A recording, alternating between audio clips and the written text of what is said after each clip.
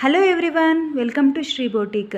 ಇವತ್ತು ನಾನು ನಿಮಗೆ 2 ಲೇಯರ್ ಫ್ರಾಕ್ನ ಸ್ಟಿಚ್ ಮಾಡೋದನ್ನು ಕಟಿಂಗ್ ವಿಡಿಯೋ ತೋರಿಸ್ತಾ ಇದ್ದೀನಿ. ಇವಾಗ ನೋಡಿ, ಇದು ಈ ಥರ ಲೇಯರ್ ಹಾಕ್ಕೊಂಡಿದ್ದೀವಿ. ಕ್ರಾಸಾಗಿ ಟೂ ಲೇಯರ್ಸ್ ಹಾಕ್ಕೊಂಡಿದ್ದೀನಿ. ಇಲ್ಲಿ 4 ಲೇಯರ್ಸ್ ಇಲ್ಲ. ಹಾಫ್ ಸರ್ಕಲ್ ಫ್ರಾಕ್ ಇದು. ಫುಲ್ ಸರ್ಕಲ್ ಫ್ರಾಕ್ ಅಲ್ಲ, ಸಿಂಪಲ್ಲಾಗಿ ಹಾಫ್ ಸರ್ಕಲ್ಲಾಗಿ ಕೊಟ್ಬಿಟ್ಟು ಕೆಳಗಡೆ ಎಲ್ಲ ಫುಲ್ಲು ಫ್ರಿಲ್ಸ್ ಇಟ್ಬಿಡೋದು. ತುಂಬ ಕ್ಯೂಟಾಗಿ ಬರುತ್ತೆ. ಆಮೇಲೆ ಇದು ಆ್ಯಂಕಲ್ ಫ್ರಾಕು, ಲಾಂಗ್ ಫ್ರಾಕ್ ಅಲ್ಲ, ಆ್ಯಂಕಲ್ ಫ್ರಾಕು.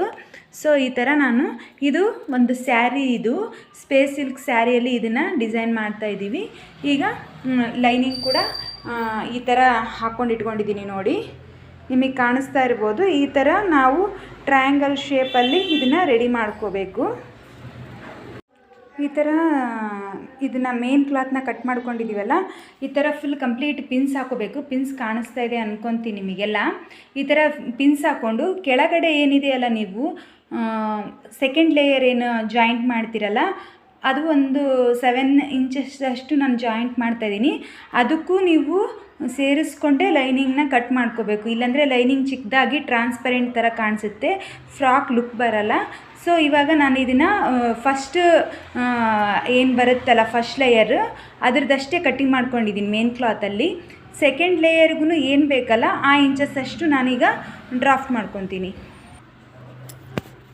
ಈಗ ಸೆಕೆಂಡ್ ಲೇಯರ್ಗೂ ಸೇರಿಸಿ ನಾನು ಈ ಕೆಳಗಡೆ ಲೈನಿಂಗಿಗೆ ಡ್ರಾಫ್ಟಿಂಗ್ ಮಾಡಿದ್ದೀನಿ. ನಿಮಗೆ ಕಾಣಿಸ್ತಾ ಇರ್ಬೋದು. ಈ ಥರ ಏನಿದೆಯಲ್ಲ, ಇವಾಗ ಡ್ರಾಫ್ಟಿಂಗ್ ಮಾಡಿದ್ದು ಮೇಲ್ಗಡೆ ಕೂಡ ತೋರಿಸ್ತೀನಿ ನಿಮಗೆ. ಡ್ರಾಫ್ಟಿಂಗ್ ಎಲ್ಲ ಕ್ಲಿಯರಾಗಿ ಕಾಣಿಸ್ತಾ ಇದೆ ಅಲ್ವಾ. ಇದು ಫುಲ್ಲು ಸ್ಟ್ರೆಚಬಲ್ ಇರುತ್ತಲ್ವಾ. ಸೊ ಇದಕ್ಕಿಂತ ಒಂದು 1/2 ಇಂಚ್ ಕೆಳಗಡೆ ಲೈನಿಂಗ್ ಬಟ್ಟೆನ ನಾವು ಡ್ರಾಫ್ಟ್ ಮಾಡ್ಕೋಬೇಕಾಗುತ್ತೆ. ಅದಕ್ಕೆ ನಿಮಗೆ ಕ್ಲಿಯರಾಗಿ ಕಾಣಿಸ್ಲಿ ಅಂತ ಇದನ್ನು ಫೋಲ್ಡ್ ಮಾಡಿಬಿಟ್ಟು ನಿಮಗೆ ತೋರಿಸ್ತಾ ಇದ್ದೀನಿ. ಈ ಥರ ಡ್ರಾಫ್ಟಿಂಗ್ ಮಾಡಿಕೊಂಡು ನಾವು ಇದನ್ನು ಕಟ್ ಮಾಡ್ಕೋಬೇಕಾಗುತ್ತೆ ನೋಡಿ. ಇದು ಕಟ್ಟಿಂಗ್ ಕಂಪ್ಲೀಟ್ ಆಗಿದೆ. ಈ ಥರ ಎಕ್ಸ್ಟ್ರಾ ಕ್ಲಾತ್ ಏನಿತ್ತಲ್ಲ, ಇದನ್ನು ನಾನು ಕಟ್ ಮಾಡಿಬಿಟ್ಟು ತೆಗೆದಿದ್ದೀನಿ. ಈ ಥರ ಕೆಳಗಡೆ ಸೆಕೆಂಡ್ ಲೇಯರಿಗೂ ಸೇರಿಸಿ ಲೈನಿಂಗ್ನ ಕಟ್ ಮಾಡ್ಕೊಂಡಿದ್ದೀನಿ. ಇದು ಕಂಪ್ಲೀಟಾಗಿ ನಿಮ್ಗೆ ಅರ್ಥ ಆಗಿದೆ ಅಂದ್ಕೊತೀನಿ. ಇದು ಏನಿದೆಯಲ್ಲ, ಅವ್ರದ್ದು ವೆಸ್ಟ್ ಪಾರ್ಟ್, ಅವ್ರದ್ದು ಎಷ್ಟಿದೆ ಅಂತ ಅಳತೆ ಮಾಡಿಕೊಂಡು ಅದಕ್ಕಿಂತ 1 ಇಂಚ್ ಮಾತ್ರ ಎಕ್ಸ್ಟ್ರಾ ತೊಗೊಂಡು ಇದನ್ನು ಕಟ್ ಮಾಡ್ಕೋಬೇಕು.